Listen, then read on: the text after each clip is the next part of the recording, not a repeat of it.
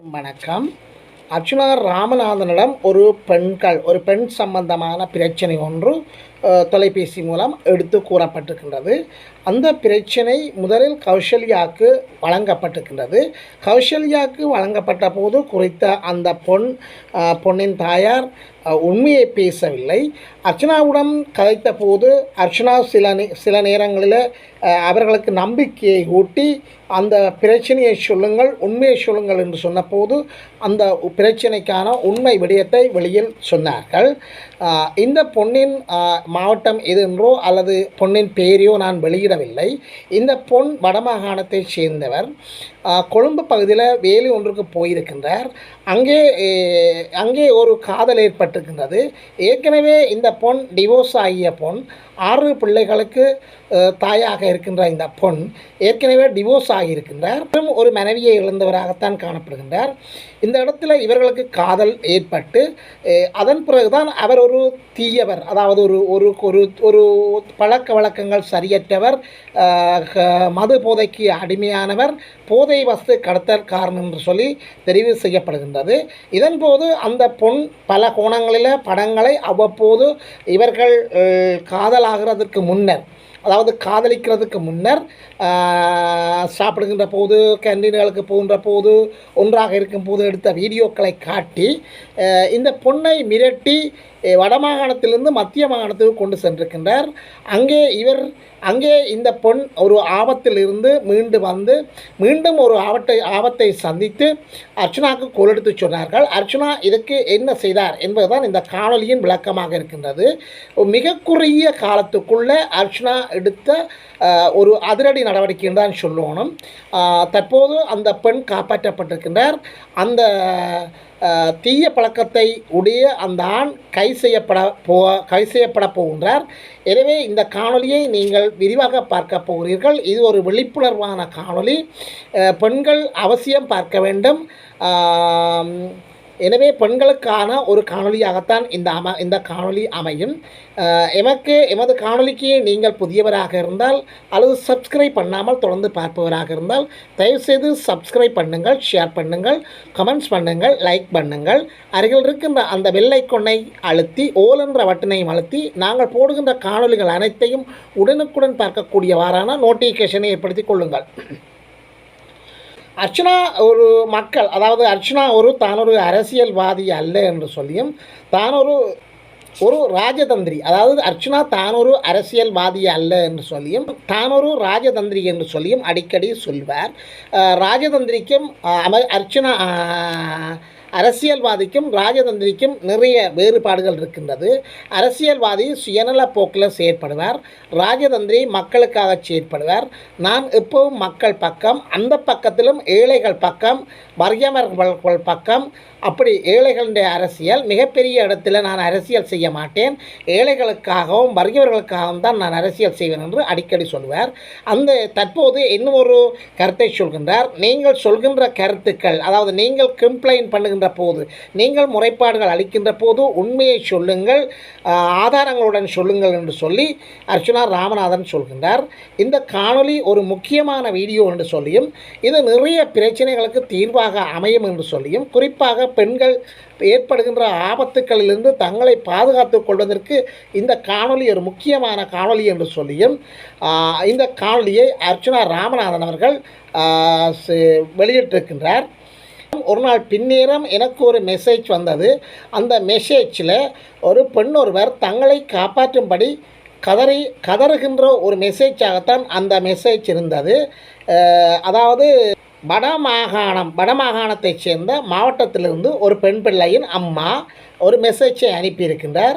அந்த மெசேஜில் நாங்கள் ஒரு மிகப்பெரிய ஒரு பிரச்சனைக்குள்ளே மாட்டியிருக்கின்றோம், உங்களை மீட் பண்ண முடியுமா, தயவுசெய்து இந்த மெசேஜுக்கு ரிப்ளை பண்ணுங்கள், நீங்கள் தான் ஒரு பெண் பிள்ளையை காப்பாற்ற வேண்டும் என்று சொல்லி ஒரு நாள் மாலை 5:25 மணிக்கு இந்த மெசேஜ் எனக்கு வந்தது. நான் அதன் பின்னர் கோல் எடுத்து அந்த அம்மாவுடன் கதைத்தேன். அந்த அம்மா என்னுடன் கதைத்தார். என்னுடன் என்னுடன் கதைக்கின்ற போது என்னுடன் கதைப்பதற்கு முன்னர் கௌசல்யாவிடம் கதைத்திருக்கின்றார்கள். ஆனால் கௌசல்யாவிடம் அவர்கள் உண்மைகளை சொல்ல ஏதோ தெரியாது பயந்து விட்டார்கள். அப்போ கௌசல்யா கதைத்த முறைகளிலே அவர்கள் அச்சம் அடைந்து அந்த உண்மைகளை சொல்லவில்லையோ அல்லது வெக்கம் காரணமாக சொல்லவில்லையோ தெரியாது.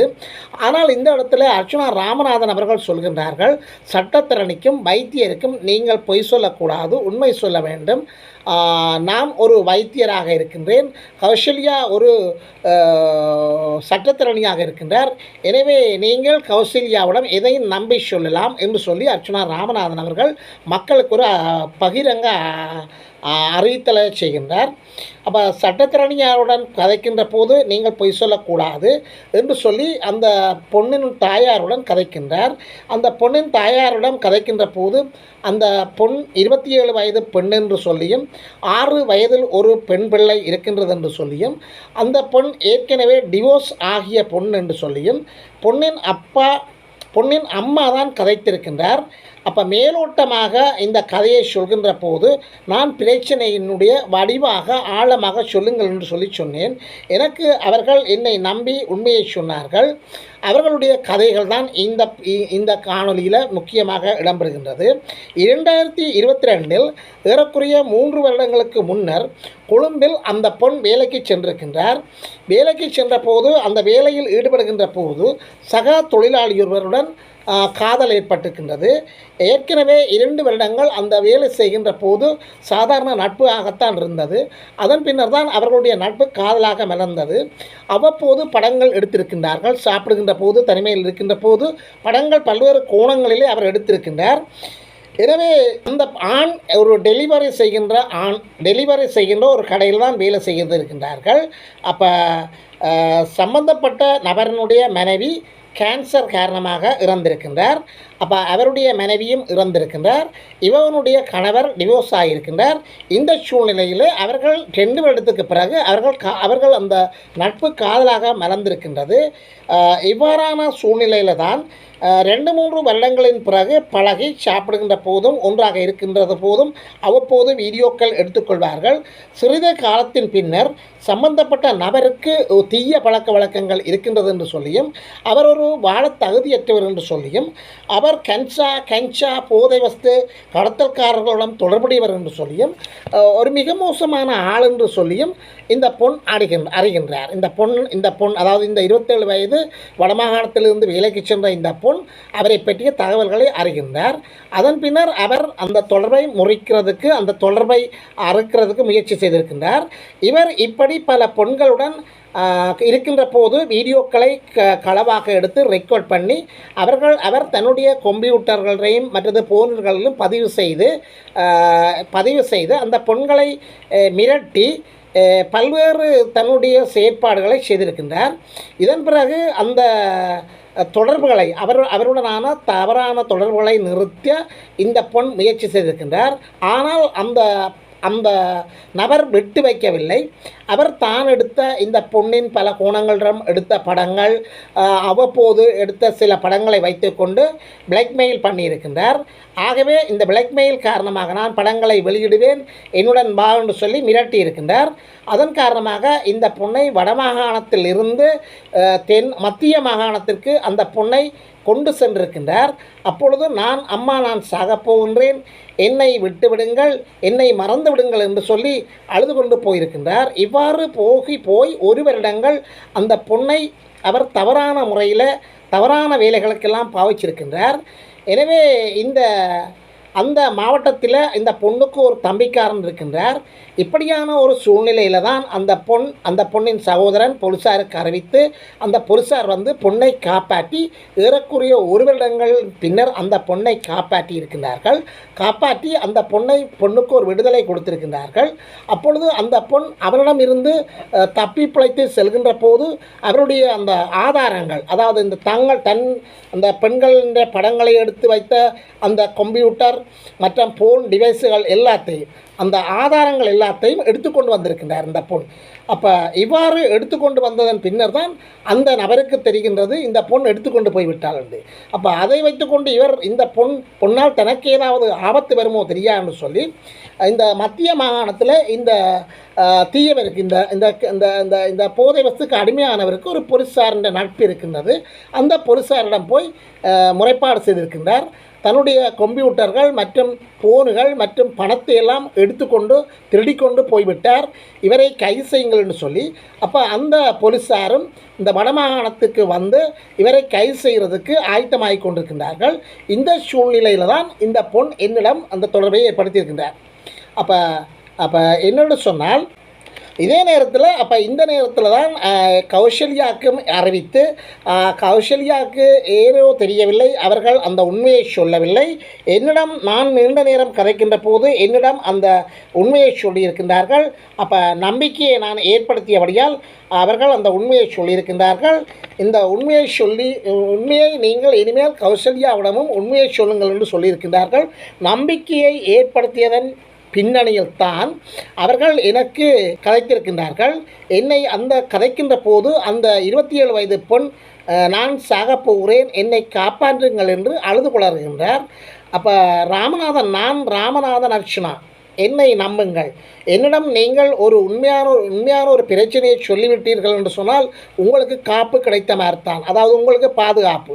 நான் ஜெயிலுக்கு போனாலும் உங்களை காட்டி கொடுக்க மாட்டேன், உங்களுடைய மாவட்டத்தின் பெயரை சொல்ல மாட்டேன், ஊரின் பெயரை சொல்ல மாட்டேன், உங்களுடைய பெயரை சொல்ல மாட்டேன், உண்மையை சொல்லுங்கள் என்று சொல்லி கிட்டத்தட்ட 1 மணி நேரம் அந்த பொண்ணிடம் அனைத்து விடயங்களையும் நான் கதைத்து கேட்டிருக்கின்றேன். அதன் பின்னர் அந்த பொண்ணிடம் நான் கூறினேன், உங்களுக்கு நீங்கள் எடுத்து வந்த எவிடன்ஸ் எல்லாவற்றையும் எனக்கு போனுக்கு அனுப்புங்க என்று சொல்லி அவரும் அதே மாதிரி எனக்கு போனுக்கு அனுப்பினார். அதே போல் உங்களுடைய கைப்பட உங்களுடைய பிரச்சனைகளை வடிவாக எழுதி எனக்கு அனுப்புங்கள் என்று சொல்லேன். அதே போல் அந்த பொண்ணும் எனக்கு அனுப்பினார். அனுப்பப்பட்ட அந்த எவிடன்ஸில் 20-30 பேருடன் சம்பந்தப்பட்ட நபர் மோசமான நிலையில் காணப்படுகின்றார்.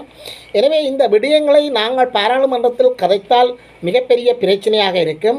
பொண்ணின் பெயர் சொல்ல வேண்டி வரும், பொண்ணினுடைய ஊர் சொல்ல வேண்டி வரும், அந்த பொண்ணின் எதிர்காலம் பாதிக்கப்படும், மாவட்டம் சொல்ல வேண்டி வரும், மாகாணம் சொல்ல வேண்டி வரும். எனவே இதை நான் எவ்வாறு கையாளப் போகின்றேன் என்று சொல்லி கடுமையாக நான் யோசித்தேன். பாராளுமன்றத்தில் ஒருமுறை நான் இவ்வாறு கதைத்த போது பெண்கள் அமைப்புகள் எனக்கு எதிராக குரல் எழுப்பினார்கள். அவர்களுடைய அரசியல் அது. அவர்கள் குரல் எழுப்புவார்கள், எழுப்பிவிட்டு திரும்ப அமைதியாக போய்விடுவார்கள். நான் ஒரு ராஜதந்திரி, எனது பிரச்சனை மக்கள் பிரச்சனை. எனவே இந்த போதை வஸ்து கடத்துகின்ற இந்த கொழும்பில் அந்த காதலித்தவர் ஒரு முஸ்லீம் நபராக காணப்படுகின்றார்.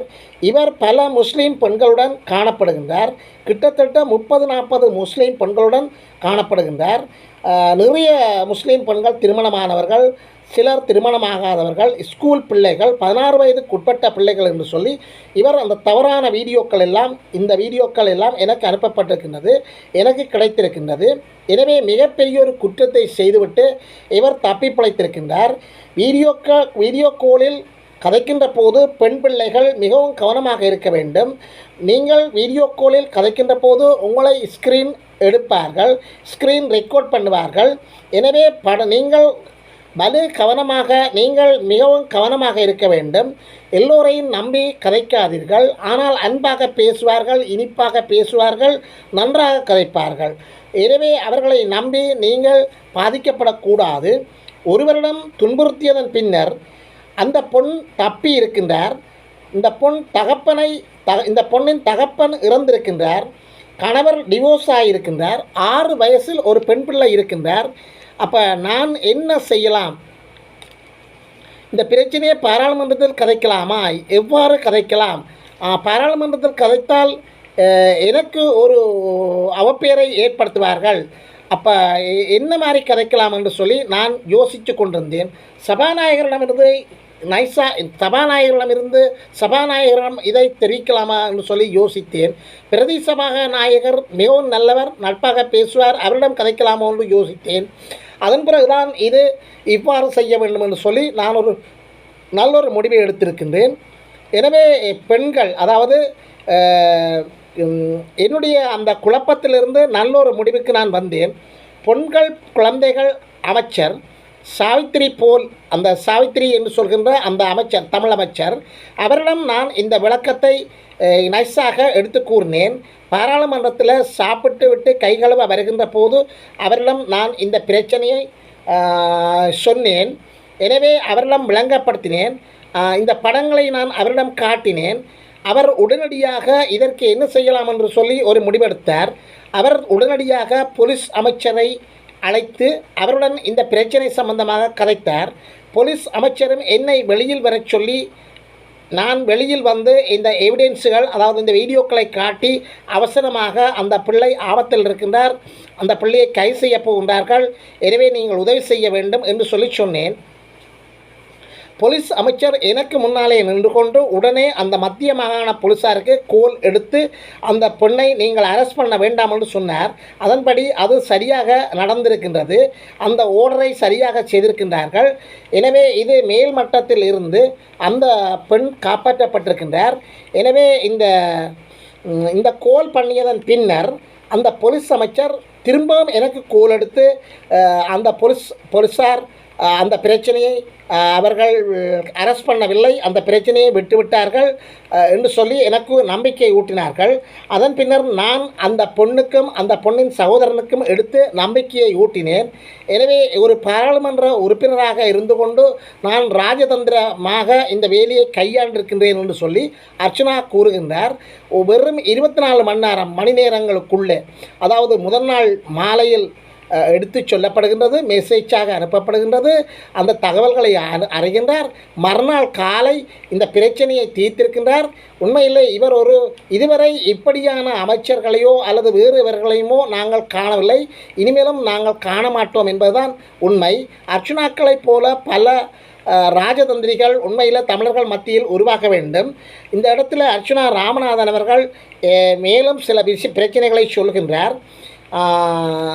தற்போது இந்த பிரச்சனை சம்பந்தமாக கௌசல்யாவுக்கும் எனக்கும் ஒரு சண்டை என்று சொல்லியும், ஏனென்று சொன்னால் கௌசல்யாவிடம் சொல்கின்ற போது அவர்கள் உண்மையை சொல்லவில்லை என்று சொல்லியும், தான் நம்பிக்கை ஊட்டியதன் காரணமாக தன்னிடம் உண்மைகளை சொல்லியிருக்கின்றார்கள் என்று சொல்லியும், கௌசல்யா கதைத்த பிள்ளை என்னவோ தெரியவில்லை என்று சொல்லியும் கௌசல்யா தனக்கு சொல்லியிருக்கின்றார்.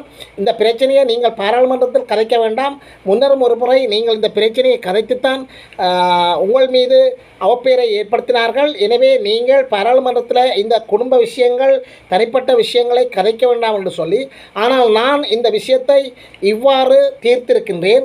உண்மையில் நான் ஒரு ராஜதந்திரி. இனிமேல் காலங்களில் மக்கள் தங்களுடைய பிரச்சனைகளையுமோ தங்களுடைய எந்த பிரச்சனை என்று சொன்னாலும் ஆதாரங்களுடனும் சரியான விளக்கங்களுடனும் உண்மைகளை பேசுங்கள் என்று சொல்லி அர்ச்சுனா ராமநாதன் அவர்கள் சொல்கின்றார். தற்போது இந்த பிரச்சனை தீர்ந்து விட்டது. அந்த போதைவஸ்து கடத்தல்காரன் அந்த கொழும்பில் இந்த பொண்ணை காதலித்த அந்த தீயவன் கைது செய்யப்படலாம் என்று சொல்லி அவர் நம்பிக்கையை வெளிப்படுத்துகின்றார்.